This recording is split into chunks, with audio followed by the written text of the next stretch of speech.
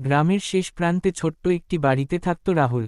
বাবা খুব ছোটবেলায় মারা গেছেন, মা অন্যের বাড়িতে কাজ করে সংসার চালাতেন। অভাবের মধ্যে বড় হলেও রাহুলের মনে ছিল বড় স্বপ্ন। সে প্রতিদিন ভোরে উঠে মাকে কাজে সাহায্য করত, তারপর বই হাতে স্কুলে যেত।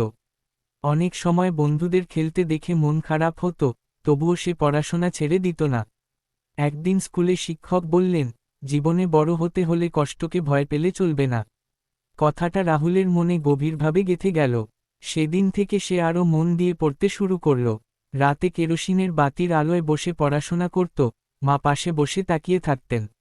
মায়ের চোখে ক্লান্তি থাকলেও মুখে থাকত গর্বের হাসি।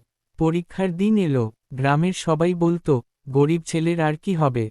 কিন্তু রাহুল বিশ্বাস হারায়নি। ফল বের হওয়ার দিন দেখা গেল, সে পুরো স্কুলে প্রথম হয়েছে।